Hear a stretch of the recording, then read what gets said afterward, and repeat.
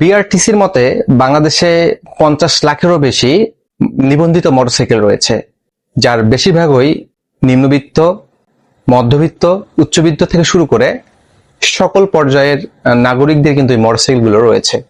একটা কথা বলে রাখি, বর্তমান সময়ে বাইক কিন্তু একটি বিলাসিতা নয়, এটা একটা প্রয়োজনীয় বস্তু হয়ে দাঁড়িয়েছে। যাতায়াতের মাধ্যমে বড় একটি হাতিয়ার হয়ে বিশেষ ভূমিকা পালন করছে। যেমন অনেকেই ছোট বিজনেস করছেন, টুকটাক পণ্য নিয়ে আসতেছেন। তারপর হচ্ছে আপনার দেখা যাচ্ছে যে রাইড শেয়ারিং করে অনেকেই জীবিকা নির্বাহ করছে।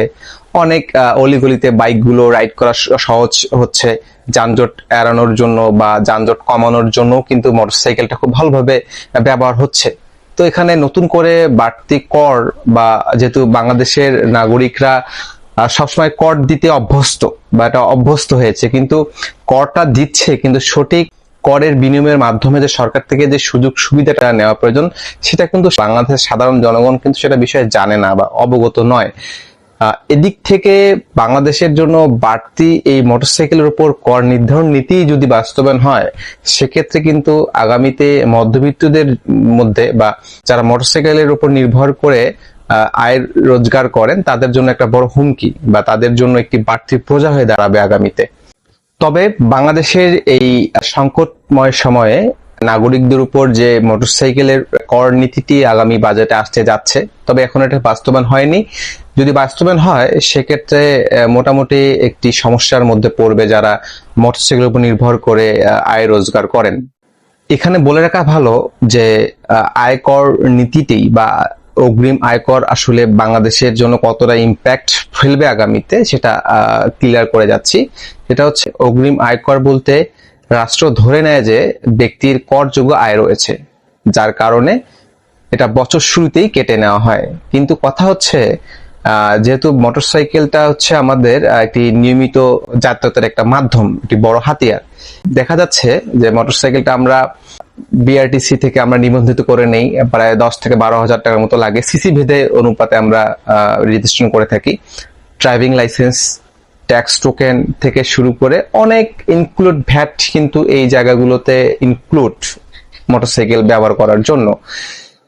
কিন্তু বাড়তি এই বোঝাটা আসলে কতটুকু জনসাধারণের জন্য উপকৃত হবে এবং কতটুকু জনগণের জন্য চাপ সৃষ্টি করবে, আজকের ভিডিওতে আমরা সেটাই আস্তে আস্তে জানবো।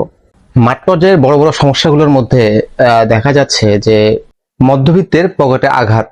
মধ্যবিত্তেরা কিন্তু সবসময় একটু কমফোর্টেবল লাইফ এনজয় করতে ভালোবাসে, কিন্তু যখন তাদের উপর এই বাড়তি করের বোঝাটা দেওয়া হবে, তখন কিন্তু তাদের কিন্তু অনেকভাবে এই টাকাটা জোগাড় করতে হয়।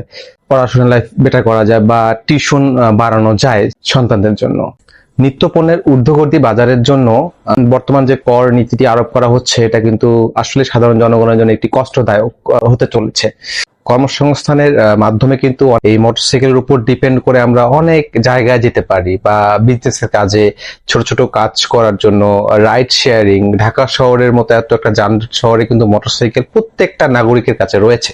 তো তারা যখন এই বাড়তি করের বোঝাটা বইবে, তখন কিন্তু একটু স্বাভাবিকভাবেই কিন্তু একটা ইম্প্যাক্ট পড়বে জনজীবনে বা জীবিকার জন্য। বিশেষ করে যখন এটা লং টার্ম ব্যবহার করা হবে, 5 বছর, 10 বছর, 15 বছর, তখন কিন্তু সিসি ভিত্তিক যে কর আরোপ করা হতে চলেছে, সেটা কিন্তু একটা বিশাল অঙ্ক হয়ে দাঁড়িয়ে যাবে সাধারণ জনগণের জন্য। সেই বিষয়টাও মাথায় রাখা উচিত বর্তমান সরকারের। তারা যেন সহনশীলতার মাধ্যমে এই পথটা অতিক্রম করতে পারে।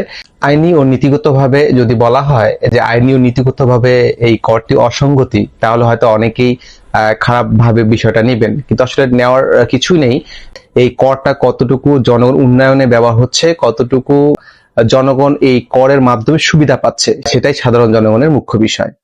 সাধারণ জনগণ কিন্তু বিগত দিন ধরে কর দিয়ে আসতেছে বাংলাদেশ সরকারকে, কিন্তু এর সঠিক সেবাটা আসলে কি, তারা কিন্তু সেই সেবাটা থেকে অনেক দূরে রয়েছে সাধারণ জনগণ এই প্রকৃত সেবা থেকে।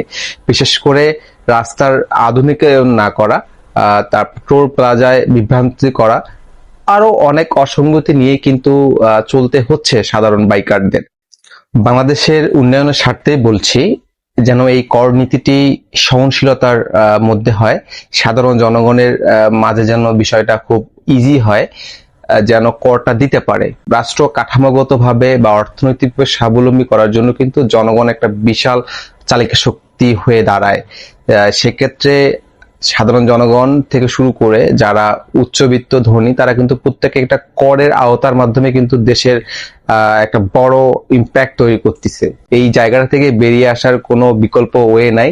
সাধারণ জনগণের বিষয়টা মাথায় রেখেই কর সহনশীলতার মাধ্যমে এই বিষয়টা সলভ করা, যেন সাধারণ মানুষের একটা বাড়তি বোঝা বা একটা চাপ সৃষ্টি না করে।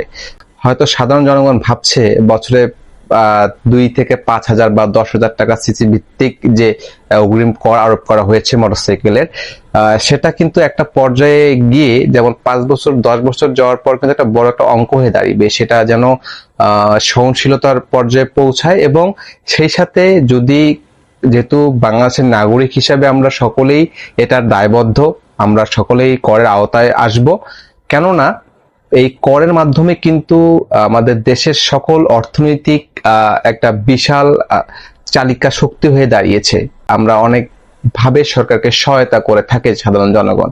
তো সেই জায়গাটা থেকে যদি কর সত্যি আরোপ করা হয়ে যায় আগামী 26-27 অর্থ বছর, তাহলে এতটুকুই বলবো যেন করটা সহনশীলতা হয় এবং কর সহনশীলতার মাধ্যমে যেন সাধারণ মানুষের বাড়তি বোঝা না হয়, বরং তারাও যেন উন্নয়নের সপক্ষে বলতে পারে যে আমি গাড়ির ট্যাক্স দিতেছি, যেন সঠিক খাতে টাকাটা যায়, যেন নাগরিক সেই সুযোগ সুবিধাটা পায়। রাস্তার আধুনিকায়ন প্রয়োজন, সেই সাথে বাইকারদের একটা পার্কিং ব্যবস্থা করা, জনসাধারণের বাইক হারিয়ে গেলে নির্দিষ্ট টাইমের মধ্যে যেন বাইকটা উদ্ধার করা হয়, সেই রকম একটা সিকিউরিটি পসিবল ইউনিট তৈরি করা, যেন সাধারণ বাইকরা নিশ্চিন্তে নির্বিঘ্নে একটা নির্দিষ্ট জায়গায় পার্কিং করে বা একটা সেফটি লাইফ ব্যবহার করতে পারে তার শখের এই যানবাহনটাকে ঘিরে। এতগুলো কথা বললাম, কথার মাঝে যদি ভুল ত্রুটি হয়ে থাকে অবশ্যই ক্ষমা সুন্দর দেখবেন। সেই সাথে একটা চাঁদাবাজি মুক্ত সড়কেরও আহ্বান জনসাধারণের পক্ষ থেকে। আইন ও নীতি হওয়া উচিত জনবান্ধব, জননিপীড়ক নয়। ধন্যবাদ সকলকে, দেখা হচ্ছে আগামী ইনসাইডে। ভালো থাকবেন, সুস্থ থাকবেন, নিরাপদে থাকবেন। আসসালামু আলাইকুম।